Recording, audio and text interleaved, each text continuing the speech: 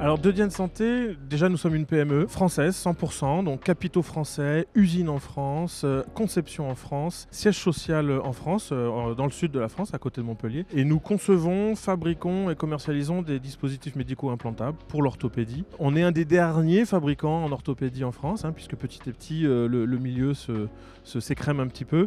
Et ce qui nous caractérise, c'est qu'on a encore cette volonté d'être proche du patient, des chirurgiens. On a de forts partenariats avec des chirurgiens avec qui on a des relations tout à fait qualitatives. Ce sont des gens passionnés, passionnants, qui ont envie de faire évoluer leur art.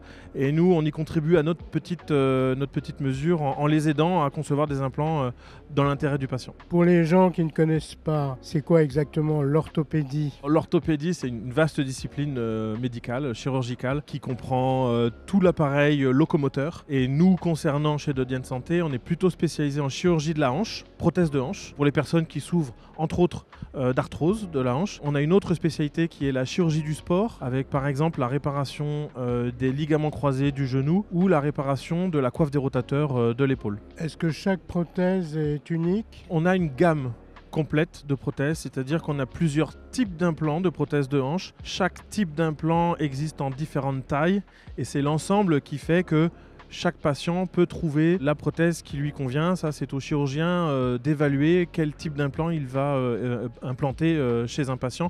Et ça se fait en général sur la base d'une planification opératoire et des choix un peu plus précis pendant même l'intervention. Il y a beaucoup de gens qui ont une prothèse de hanche en France? Alors en France, sont réalisées environ 140 000 interventions par an de prothèses totales de hanche. Donc oui, c'est une intervention assez courante et qui date, qui est bien connue, qui est tout à fait bien réalisée. C'est un milieu qui est très, très connu de par les chirurgiens. Quelle est la réalisation dont vous êtes le plus fier? Vraiment à titre très personnel, de mon jeune âge, lorsque j'étais ingénieur au tout début de ma carrière chez De Dienne Santé, j'avais travaillé sur une prothèse de genou qui était dédiée à certains patients ayant déjà subi plusieurs interventions de prothèse de genou, et c'était la conception d'une prothèse totale de genou qu'on appelle charnière, donc une prothèse assez complexe, et c'est vrai que c'était un peu mon bébé, ma petite conception préférée. Voilà. Quelle est la place de l'intelligence artificielle aujourd'hui dans votre métier? C'est une place qu'on découvre pour le moment. On a encore beaucoup de conceptions qui sont faites sur la base de l'intelligence humaine, avec de fortes relations entre chirurgiens et ingénieurs. L'intelligence artificielle, c'est quelque chose qu'on découvre. C'est aussi une des raisons pour laquelle je viens à Big, pour essayer d'avoir quelques rendez-vous. Je vois il y a quelques conférences dédiées à cette thématique-là. Voir comment on peut intégrer l'IA dans nos recherches bibliographiques, dans nos travaux de recherche en recherche et développement, par exemple. Comment voyez-vous votre activité au regard du vieillissement de la population française? C'est une activité qui est en croissance, mais qui est en croissance, on va dire, modeste. La croissance du marché de l'orthopédie, en tout cas sur les prothèses de hanche, est de l'ordre de 3% par an, donc ça correspond à peu près au vieillissement de la population. Par contre, il y a des disciplines nouvelles, la chirurgie arthroscopique de l'épaule. Vous voyez, la chirurgie arthroscopique, on insère une petite caméra dans une articulation et on opère l'articulation à l'aide de caméras et d'écrans.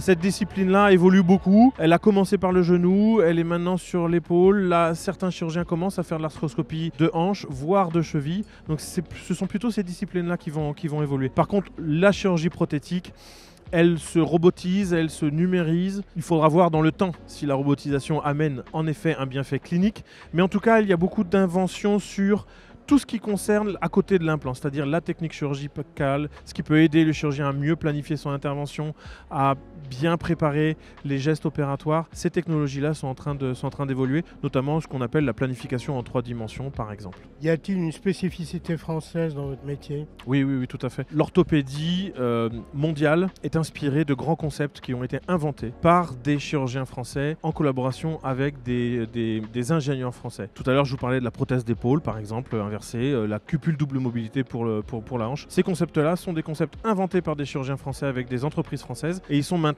on va dire, de notoriété internationale, et ce sont des concepts qui sont utilisés tous les jours de par le monde.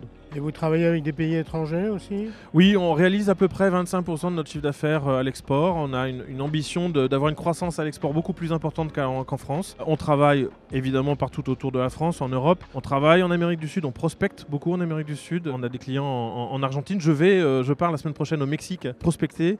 On travaille beaucoup au Moyen-Orient, on travaille aussi sur tout l'arc méditerranéen, vraiment, que ce soit l'Europe, Moyen-Orient, Afrique du Nord. On livre nos prothèses dans tous ces pays. Vous êtes implanté dans le sud, à quel endroit et pour quelle raison? L'histoire de De Dienne Santé est un peu longue parce qu'elle est issue de Roland de Dienne, qui était un monsieur, un usineur, initialement basé à Clamart, donc pas très loin d'ici, dans le 92. Et puis ça c'était dans les années 70 et au fil de son histoire, il a trouvé qu'il y avait des grandes catégories, des grands métiers de métallurgie, la santé dont on parle, mais aussi l'aérospatiale, mais aussi la plasturgie. Et il a créé 3 grandes branches, de Dienne Plasturgie, de Dienne Aérospatiale et de Dienne Santé. Et au fil de l'eau, ces 3 branches, bien que gardant la racine de Dienne, se sont séparées. Nous sommes maintenant des entreprises totalement différentes et totalement séparées, mais on garde l'origine du nom de Dienne. Et nous concernant, de Dienne Santé, on est arrivé dans le sud fin des années 90.